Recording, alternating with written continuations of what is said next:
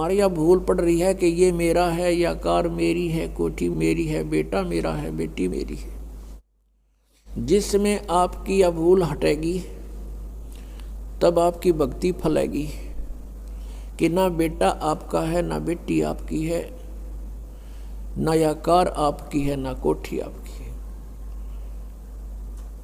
अब आपके बच्चे नहीं हैं, ये परमात्मा के बच्चे हैं। आप परमात्मा के नौकर हो और परमात्मा ने आपके पास ही अपने बच्चे भेज दिए, बेटा या बेटी।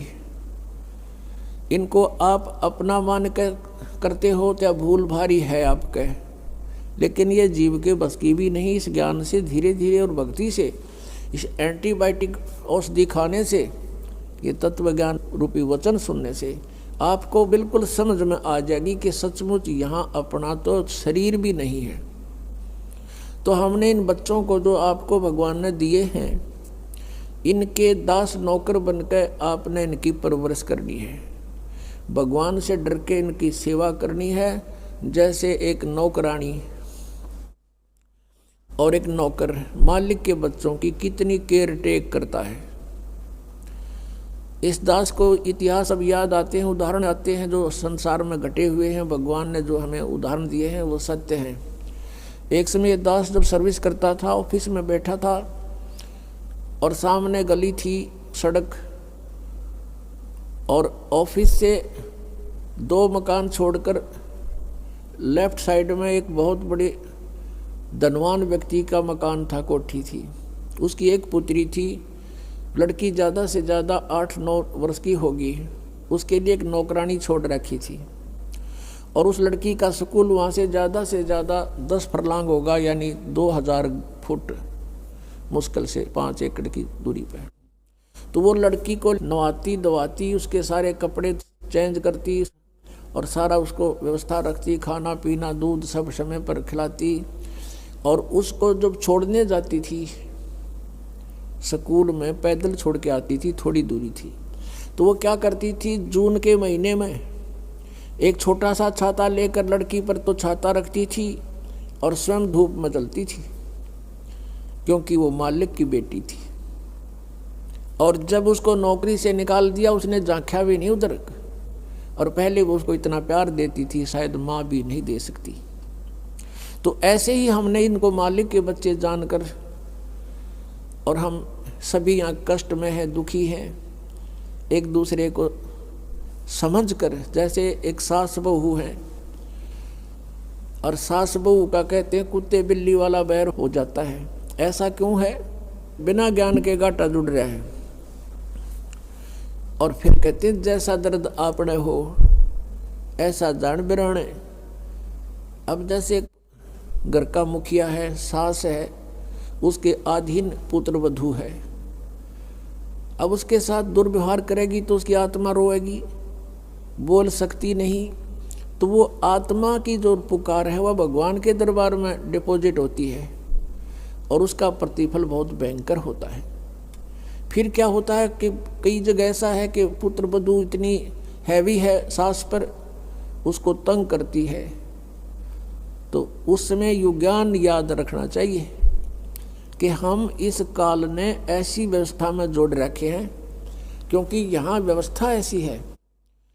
अब जवान बच्चे का और बूढ़े का कभी भी मेल नहीं मिले, ना मन मिले, ना व्यवहार मिले, ना विचार मिले, और फिर रहना इकट्ठा, सास और बहू ने इकट्ठा रहना और कति विचार नहीं मिले, यह गारंटीड बात है। और इसलिए झगड़ा रहेगा, यह भी रहेगा, लेकिन इसका समाधान इस ज्ञान से होगा। देखो, कोई भी घर में हानि करके प्रसन्न नहीं हुआ करता, कोई भी नुकसान करके राजी नहीं, लेकिन हो जाता है। और फिर उसके ऊपर एक दूसरे के साथ खींचातानी करे, तूने ऐसा कर दिया, तू ऐसा करता है, ये करता है। को बालक है, उसने प्यार से समझा दे, लेकिन नुकसान जो होना है आपके भाग्य में पूर्व निर्धारित है, वो होके ही रहेगा। और वो नुकसान तो हो लिया और फिर वो झगड़ा बाकी रह गया, बेमतलब की टेंशन। जब आप परमात्मा की शरण में आ जाओगे, ये हानि भी नहीं होगी आपके, सत्कर मान लेना। और इस ज्ञान से जब ये मन बकवाद करेगा, इस ज्ञान रूपी लगाम से ये रुकेगा, एक सास बहू थी, बुढ़िया बहुत लड़ा करती अपनी पुत्र वधू के साथ, इकलौता पुत्र था। अब बेटा न्यों सोचा करता भाई माँ की बात नहीं मानी तो माँ की आत्मा दुख पाओगी, वो भी अपनी पत्नी को ही धमकाया करता, गलती होती चाहे ना होती, माँ को प्रसन्न करने के लिए। और बुढ़िया बहुत कलियारी थी। अब पुण्यात्मा एक परमात्मा लीला बख्शते हैं, करते हैं, दया करते हैं। एक बहन सत्संग में जाया करती थी बुढ़िया माई, वो उनके घर चली गई, कुदरती परमात्मा भेजते हैं। और वह बुढ़िया लाग रही कति श्लोक सुनान अच्छी बुंडी कहना अपनी पुत्र वधू को, और वह बेचारी बोल रहा नहीं। अब बोलूँगी तो फिर सामने अपने बेटे दगड़वाएगी, तो वह बेचारी चुप रहने में अपनी खैर समझ रही थी। अब उस बहन जो सत्संग में जाती थी, परमात्मा परमेश्वर के विचार सुनती थी, उसने सोचा ही तो नरक हो रहा है इनका घर। उसने उस बुढ़िया को सहज सहज प्यार से कहा, बहन सत्संग में चलेगी? ना हम नहीं जाया कर सत्संग में, ये तो उड़गी जाया कर ठाली, जिन्हें कोई काम कोई ना। हर बुढ़िया ने काम बहुत लड़ने का, और काम नहीं उसने, वो छूटे ना उसने फिर दूसरे तीसरे दिन फिर कहा कि आए एक बार मेरे साथ चल, कोई भी ना रही मेरे साथ चलन वाली, और मैं अकेली रहेगी, सत्संग में जाना है, जल्दी आ जावांगे।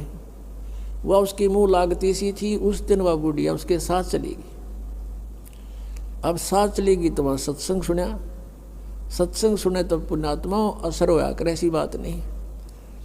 जब तक हम कुएं के मेंढक बने रहेंगे, हम उसी क्रियाओं से लिप्त रहते हैं, वैसे ही विचार हमारे बने रहते हैं, और ज़्यादा ही दुख और बुराइयां हमारे अंदर प्रवेश होती रहती है।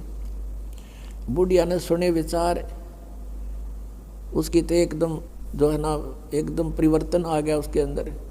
अब सचमुच हमने आपस में नहीं किसी को दुखी करना चाहिए। कथा सुनाई गई कि एक व्यक्ति था,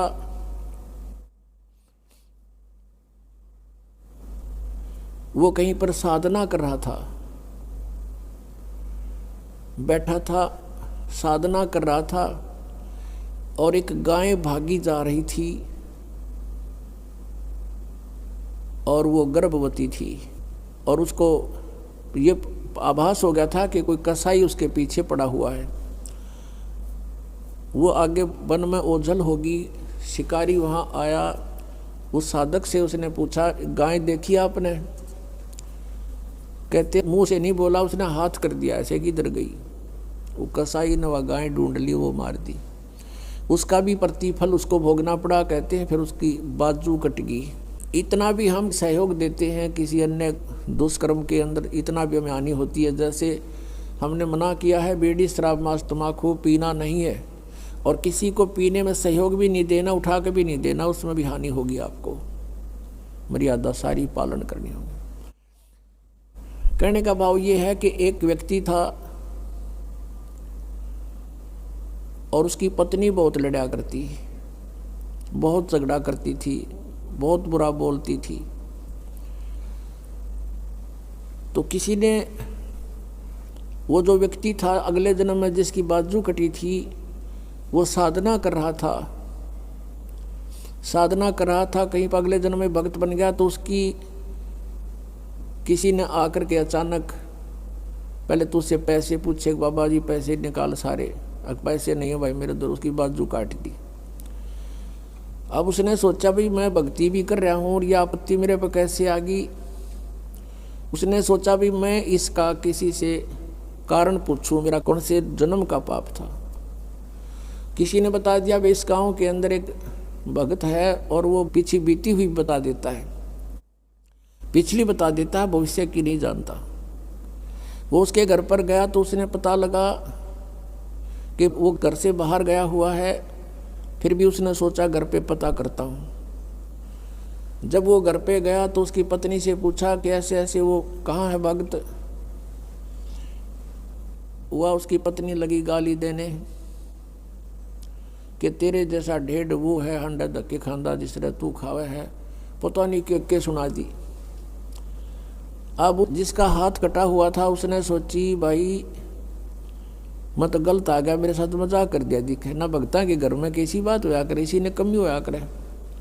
वो वापस चल पड़ा। रास्ते में किसी ने बता दिया कि तू जिसका घर पूछा था ये आ रहा वो व्यक्ति।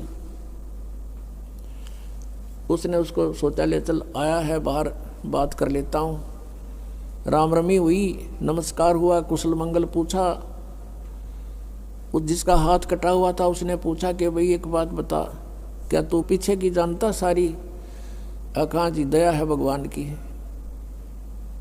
भाई पहला मेरी तो पाछा बताइए, पहला तू अपनी बताया, तेरे घर में इसी बूंदी कड़ी आ रही क्यों करा रही है? ऐसी बेहुदा बोली वाह न बोला, यह भी बताऊं, पहला यह सुन ले तू। पिछले जन्म में मैं था काग, या थी गधी, और जब कुमारिश ने छोड़ देता इसकी कमर टूटी हुई होती थी, मैं इसकी वो खाता था, टूटी हुई कमर से उन जख्मों से मांस खाता था। तो आज भाई ये अपना बदला ले रही है मेरे से, और ये इतने जख्म करेगी मेरा जितने मन न कर रखे हैं। तब उसने पूछा भी फिर मेरा हाथ क्यों कर कटा? मैं तो भगत आदमी, और ये कैसे जुल्म हुआ मेरे साथ? उसने बताया कि पिछले जन्म में भी तू भगत था और तूने एक गाय के कटने में सहयोग दे दिया, तूने न्यू हाथ कर दिया कि इधर गई, बोला नहीं तू ऐसे गई, इससे तेरा हाथ कटा। अब कहते हैं तुमने दरगाह का मैल नहीं देखा, धर्मराज के तिल तिल का लेखा। अब इस तरह कहते तुम एक दूसरे को सताओगे तो तुम्हें आगे फिर दंड भोगना पड़ेगा। वह बुढ़िया के बात समझ में आएगी, मैंने तो जुल्म कर दिया। उसके बाद अपनी पुत्र वधू को वो बिल्कुल शांत रहे, बोले ही नहीं फालतू। सत्संग में ये भी सुनाया गया कि जो कुछ हानि होनी है वह तो हो चुकी, और पाछा वो खाम खा महाभारत बनाने की कोई आवश्यकता ही नहीं। वो तो दूना दुख पैदा करने वाला वो वस्तु आवे नहीं वापस। एक दिन क्या हुआ, वह पुत्र वधू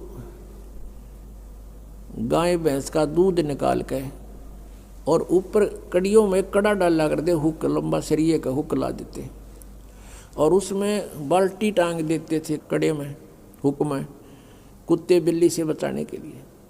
अब उस पुत्रवधू ने वो ऊपर, क्योंकि ऊंचा होता था, गर्दन नीचे रखनी पड़ती थी, यूँ कर टांगन लगी, वो कि तो उल्टी साइड में लग गया। उसने सोचा टंग गया, हाथ छोड़ दिए, वो बाल्टी नीचे गिर गई, सारा दूध फर्श पे फैल गया। अब पुत्रवधू ने देखा बुढ़िया की तरफ, अगी वो होगी ओन अनो बिरना कई दिन का सांग हो गया यो। अब उसकी तरफ देख रही है बेचारी भयभीत दृष्टि से। बुढ़िया कहती बेटी कोई बात नहीं, हमारे भाग में नहीं था यो, और इसको उठा ले ऊपर ऊपर से और भैंस को ही डाल दे बेटा उसके चारे में। ये अपने भाग में नहीं था आज इसलिए गिर गया, कोई बात नहीं। अब उस पुत्रवधू ने सोचा आज बुढ़िया कौन सा स्टेशन पकड़ेगी, या तो कदे 16 बात बोलिया नहीं करती। काफी देर उसका दची नहीं, बुढ़िया फिर शुरू हो गया ऊपर ले मन तक कहती हो कदे। वह बुढ़िया खड़ी हुई, साथ ला के बेटा ठा इसने और भैंस के चारे में डाल दे, कोई दिक्कत को नहीं। अब उसने सोची अपने बेटे ने बतावेगी, मेरे तो ना कहती होगी, तो वो भी आ लिया, पुत्र भी उसका कोई जिक्र नहीं करा बुढ़िया ने।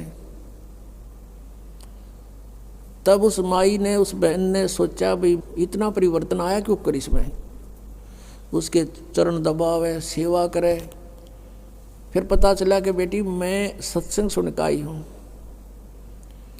और बेटा मैंने आज तक जो गलतियाँ की तेरी आत्मा दुखाई, बेटा मैं माफ़ी मांगू तेरे थे। अब पुत्र वधू रोन लाग गई, न बोली माँ कोई बात नहीं, अब तो माँ तुल हो और मेरे हित में ही कुछ कहती थी।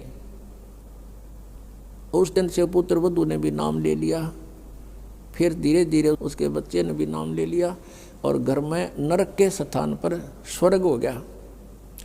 अब इस परमात्मा की वाणी से, ज्ञान से स्वर्ग तो यही हो जाएगा, और सतलोक हमने जाना है, फिर भक्ति करके वहाँ सतलोक चले जाएंगे, महासुख वहाँ हो जाएगा।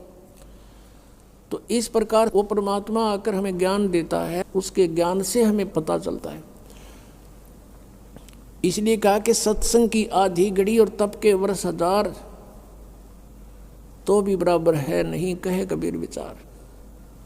अब यहाँ बताते हैं परमात्मा कि ये स्थान तुम्हारा नहीं है और तुम यहाँ ठेकेदार बन गए, मालिक बन गए। मालिक तो एक ही है, हम सब उसके बच्चे हैं और उसने आपको जो संतान दी है वो उसके बच्चे हैं, आप मानो चाहे ना मानो।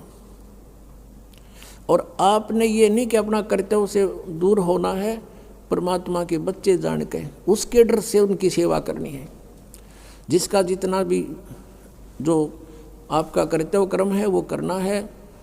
उनको पढ़ाना है तो पढ़ाना है, कपड़े वस्त्र की आवश्यकता वो भी व्यवस्था करनी है, विवाह शादी भी करनी है, तो परमात्मा के बच्चे जान के करनी है। और जब यहाँ से चलोगे, जैसे वो नौकरानी निकाल दी गई थी, उसके सपने में भी ना आया, वह मेरी बेटी थी। तो पुण्यात्माओं, ये स्थिति आपकी जब आवेगी ऐसी बात नहीं, क्योंकि ज्ञान से ही अज्ञान हटता है। हम अज्ञानवश आप एक कुर्ता पर आकर मन अपना मान लिया, किसी का बच्चा जा रहा हो है कहीं पर, और उसको तुम अपनी तरफ से कुर्ता पजामा पर आकर अपने घर बैठा लो, मेरा है ना दूँ, मेरा है, या कोई बात हुई? तो हमने इस जीव को एक कुर्ता परा दिया, बेटा और बेटी का, और अपना मान लिया, अपना मेरे हैं, या कोई समझदारी की हमने। तो इस प्रकार हमारा इस ज्ञान से मन हटेगा, सच्चाई की तरफ पहुंचेगा। अभी तक तो हम देखा ज्ञानवश ही अपना मान लेते थे। शरीर अपनाए नहीं है तो हम दूसरे को अपना कैसे मान बैठे? तो क्या बताते हैं परमात्मा, आगे गए ना बावड़े, ये रहते भी सब जान, बिन साहेब की बंदगी कहीं ठोड़े ठिकाना ना। जो यहाँ से मृत्यु को प्राप्त होकर चले गए, उन्हें ताक बताया नहीं हम कहाँ गए, के बनी हमारे साथ। और दो शेष बचे हैं वो भी जाएंगे। बिन साहेब की बंदगी की तरह ठोर ठिकाना ना। आज तुमने अपनी आकार कोठी मान रखी है, मेरी है, कल मृत्यु होगी। पुण्य कर रखे आप जाओगे स्वर्ग में, स्वर्ग का समय आपका निर्धारित होगा। वो पूरा होते ही वहाँ से कहेंगे चलो चलो नरक में, नरक का समय पूरा होता कहेंगे चलो चलो गधे की योनि में, गधे का समय पूरा होता मृत्यु होगी, मृत्यु होती चलो फिर कुत्ते की योनि में, कुत्ते की योनि भोगी फिर चलो मनुष्य की योनि में, मनुष्य की योनि में ये आप देख रहे हो क्या करते हो, ये करते खत्म होते फिर चलो नरक में। तो ये चलो चलो सतलोक में मिटेगी। और उसके मिटाने का प्रोसीजर अब हमें पता लग गया। अब इस चलो चलो के नाश करने का, समाप्त करने का हमें पता लग गया, वह विधि का पता लग गया। परमात्मा ने क्या बताया है, जग सारा रोगिया रे, जिन सतगुरु वैद न जाण्या, जग सारा रोगिया रे, जग सारा रोगिया रे, जिन सतगुरु वैद न जाण्या, जग